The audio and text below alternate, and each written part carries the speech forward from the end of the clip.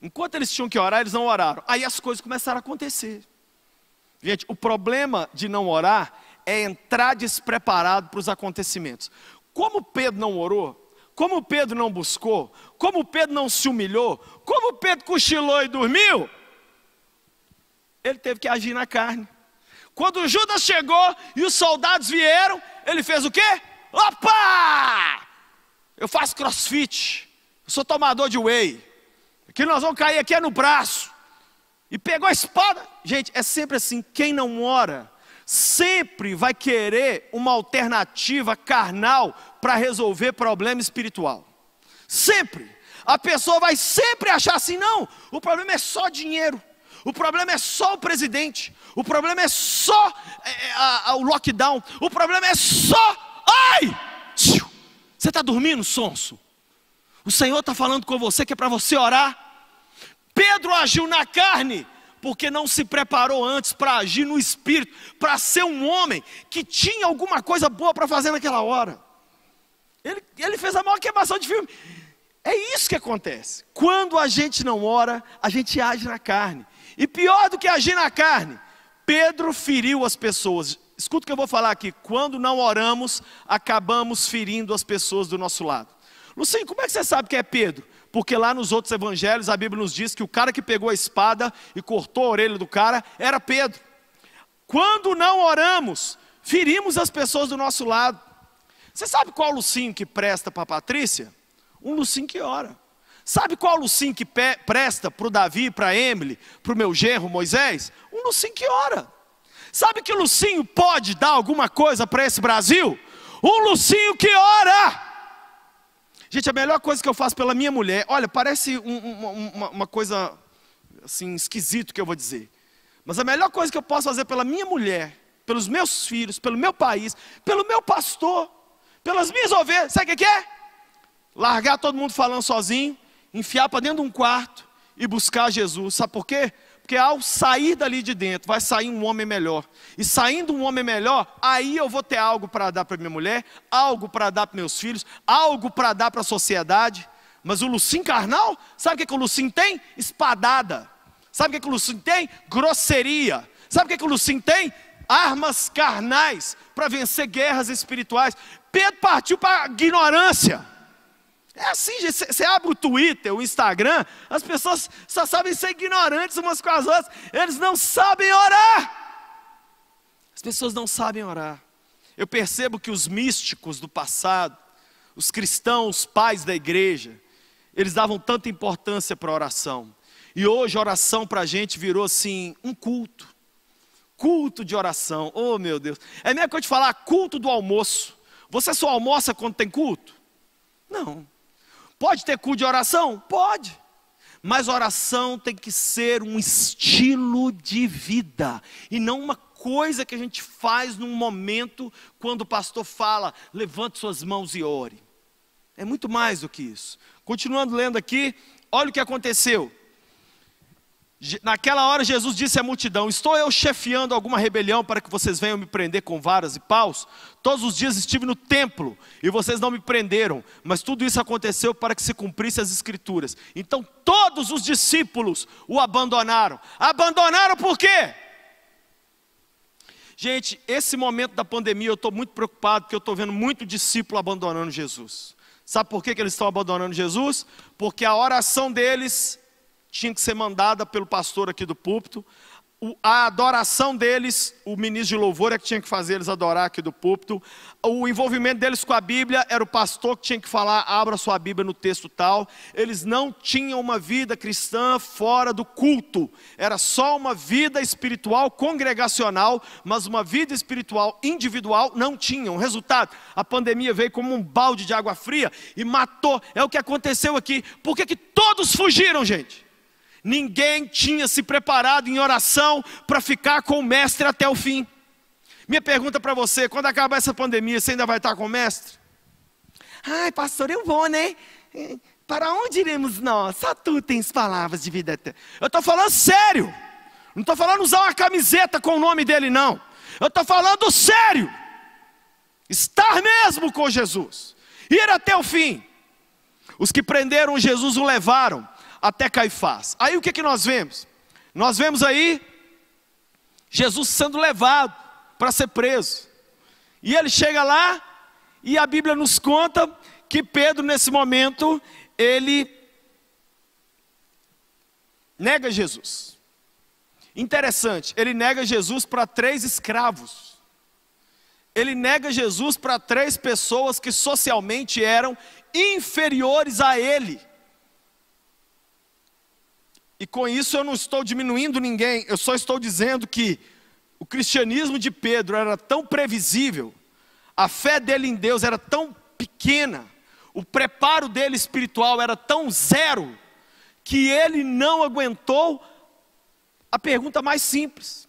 Vou dizer uma coisa para você, jovem universitário: você não vai resistir dentro de um ambiente de faculdade se você não bater seu joelho no chão e se tornar um jovem de oração, porque quando você chegar na sala de aula e começar a zombaria com o nome de Jesus, e começar a doutrinação ali dentro, e começarem a falar que Bíblia não tem nada a ver, que religião é o ópio do povo, e começarem a falar bem de aborto, de ideologia de gênero, você não vai suportar. Não vai suportar. Você vai suportar um semestre? Gente, eu já vi. Vocês têm que entender que eu estou há 30 anos mexendo com a mesma coisa. Eu fico com preguiça. 30 anos! Que eu vejo o mesmo filme. O jovem entra os primeiros 6 meses na faculdade. Quando dá 3º período, ele que já está organizando a chopada. Ele que já está. Você vai até o fim? Você vai ser alguém que vai até o fim? A Bíblia diz que Jesus negou Pedro. Mas quando ele negou, Pedro negou Jesus. Pedro negou Jesus. Mas quando ele negou, a Bíblia diz que Jesus estava preso na sacada, amarrado. E ele estava sendo interrogado. Lá de cima da sacada, Jesus olhou para o pátio, que estava frio, e eles estavam ali se esquentando, Pedro e alguns escravos, e João também. A Bíblia diz que quando Pedro negou Jesus a 3ª vez, Jesus só se virou e olhou para Pedro. Isso está lá em Lucas. E a Bíblia diz que na hora que Jesus olhou para Pedro, Pedro olhou para Jesus, a Bíblia diz que Pedro saiu e chorou amargamente. Aí ele fez o que ele não fez no Getsemane. Aí ele se arrependeu e orou e chorou. E aí ele se prostrou e entendeu que ele precisava de uma volta séria para Cristo. E que o cristianismo dele não passava de promessas vazias, de palavras, de eu declaro, eu decreto. Não existe isso, gente. O que existe é o seguinte: cristão que ora, cristão que não ora. Num momento como esse, se nós não nos edificarmos na oração, não vamos suportar o peso. Pais de família, convoquem seus filhos para orar com você. Mãe, não ora sozinha não, mas se ninguém quiser orar, ora sozinha. Tenta trazer todo mundo para a oração. Faça da oração a respiração, o pulmão da sua casa. Não pare de orar. Eu tenho o meu momento de oração todo dia, que eu separo, que eu vou para o quarto lá e eu oro. Mas fora isso, gente, onde eu estou eu procuro orar. Por exemplo, eu gosto de correr. Todo dia eu corro 5 quilômetros na esteira. Esses 5, eu tenho a televisão bem na minha frente. Eu nunca ligo a televisão para ver televisão enquanto eu corro. Porque esses 30 minutos eu passo orando. Fora o meu tempo de oração. Eu não estou falando isso aqui para aparecer, o Senhor sabe. É para ser um exemplo para você. Eu lavo vasilha todo dia para minha mulher. Hoje já lavei 2 ou 3 vezes. Para que eu vou ficar lavando vasilha pensando nas vasilhas? Nossa, olha esse copo. Que absurdo, olha o tanto que essa faca está suja. Não, gente, lava o raio das vasilhas orando, Senhor. Pai, eu estou te pedindo, toca a nossa família. Meu Deus, continua a preservar a gente desse vírus.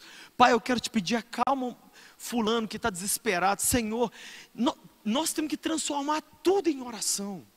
Tudo em oração. Se é importante para você, é importante para Deus. Nós precisamos voltar ao início, mas o problema é que nós estamos vendo o mestre está tentando dar um toque em nós. Gente, ora. A carne é fraca, hein? O espírito está pronto, mas a carne é fraca. É hora de orar. O Senhor está dizendo, tem alguns que vão me negar. Tem alguns que não vão conseguir sair do outro lado dessa pandemia. Quem será? Gente, entenda, 9 nem foram chamados para oração. 3 foram chamados, mas foi a mesma coisa de não chamar. Quem sabe você é essa pessoa, inteligente, estudou, entende de finança, entende de política, entende de dinheiro, entende de Bíblia.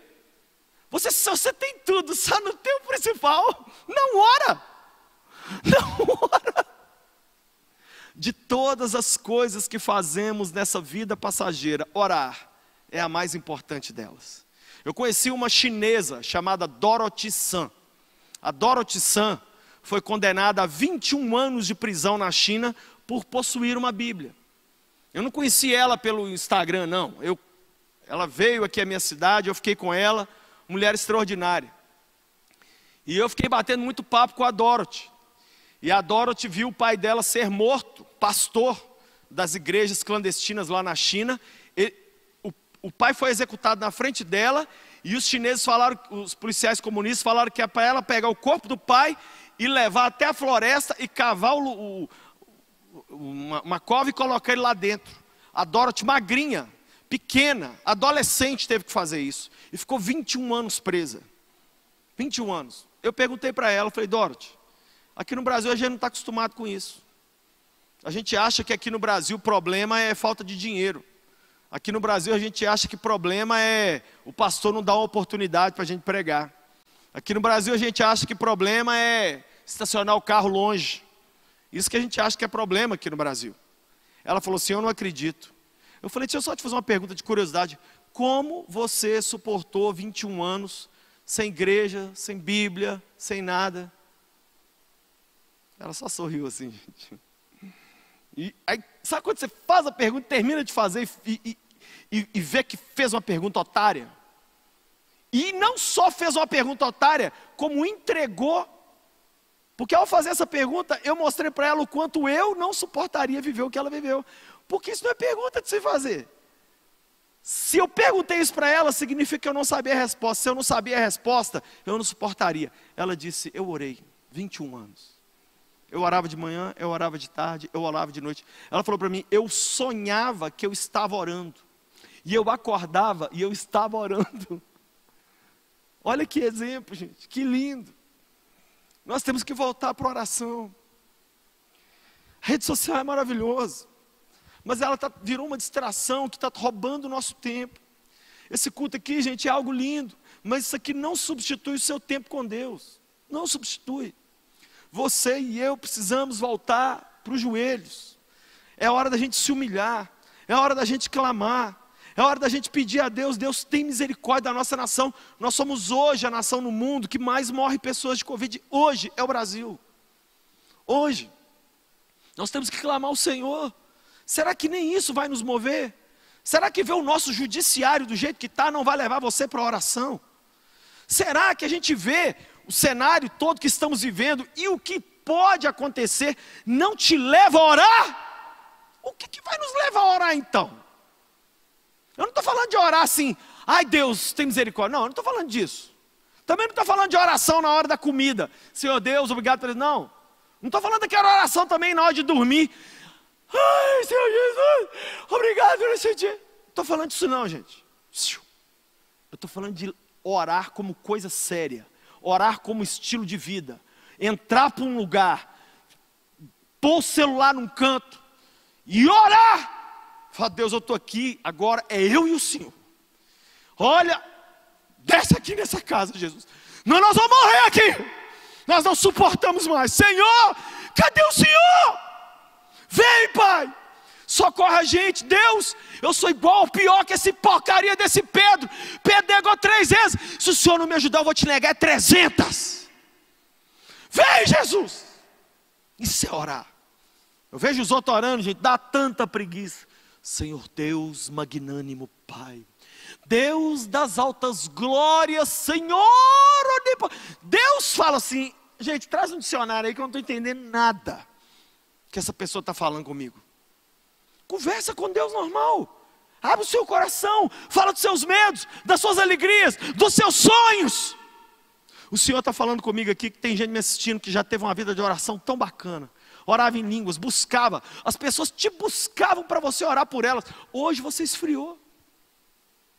Sabe o que o Senhor está mandando dizer para você? Lembra-te de onde caíste. Lembra onde foi que sua vida de oração morreu? Toda apostasia começa de joelhos. Sabe o que é a coisa mais triste, gente, dessa história toda que eu estou contando aqui? É que esse jardim do Getsêmani foi a última reunião de Jesus com os apóstolos. Daí para frente ele nunca mais viu eles, a não ser ressuscitado. E o último encontro com Jesus, com os apóstolos, foi como? Tentando acordar essas 3 donzelas e os 9 espantalhos que estavam lá na porta, que não servia nem para nada. Para nada. A minha pergunta, gente, ao ler um texto desse, é: quem sou eu? Quem sou eu? Quem sou eu nessa história? Quem é você nessa história? Quem somos nós? Estamos acordados junto com o mestre na hora mais difícil do Brasil? Estamos acordados, antenados? Ou nem o Covid conseguiu acordar nós? É hora da gente orar. É hora da gente clamar a Deus, pedir a Ele misericórdia. É hora da gente falar: Espírito Santo, vem. Vem, Senhor. Muda. Muda o nosso coração, muda a nossa vida. Minha oração nessa noite é que venha sobre nós um espírito de oração. Jesus orou a vida inteira. Foi para o Getsêmani orando. Foi preso orando. Na cruz ele orou 7 frases. Você vai ver isso semana que vem. Semana que vem Jesus, você vai ver que na cruz Jesus falou 7 frases. 7 frases. Ele falou na cruz. Ele morreu. Mas ele morreu orando. Eu quero um dia morrer orando. Eu quero morrer orando. Os grandes homens e mulheres de Deus morreram orando. Eles não morreram na Ferrari, eles não morreram na Disney, eles não morreram de férias com o ex, eles morreram orando. Orando. Quando você morrer e o pastor for lá fazer seu funeral, será que o pastor vai poder falar: estamos aqui para sepultar fulano, uma mulher de oração. Estamos aqui para sepultar o Beltrano, um homem de oração. Ele vai poder falar isso? Pai, eu oro por cada vida que está me assistindo. Nessa noite, desperta-nos. Muitos de nós estamos dormindo na oração. Dormindo na hora principal. Tudo acontecendo debaixo do nosso nariz. As coisas principais acontecendo. E nós não estamos junto com o Filho de Deus nesse momento. Perdoa-nos, Senhor. Fala com Deus aí agora, fala com Deus. Deus, me perdoa pela minha pouca oração ou pela minha nenhuma oração. Pede perdão a Ele. Pede perdão a Ele. Eu oro, gente, mas você sabe o que eu falo com Ele? Deus, me perdoa pela minha vida de oração ser tão pequena e tão fraca. Eu, por ter o título de pastor, eu tinha que ser mais ninja da oração, e eu não sou. Na verdade, eu conheço muita ovelha minha aqui da igreja, que não é líder de nada, e ora mais do que eu. Que vergonha. Que vergonha, Pai. Desperta-nos. Vivifica-nos, Senhor. Esse monte de gente que tem um monte de opinião para colocar na internet, mas oração mesmo nenhuma. Nenhuma. Deus nos ajude. Não queremos te negar. Não queremos também usar a espada. Não queremos ferir ninguém. Nós queremos sair do outro lado, fiéis, fiéis, fiéis.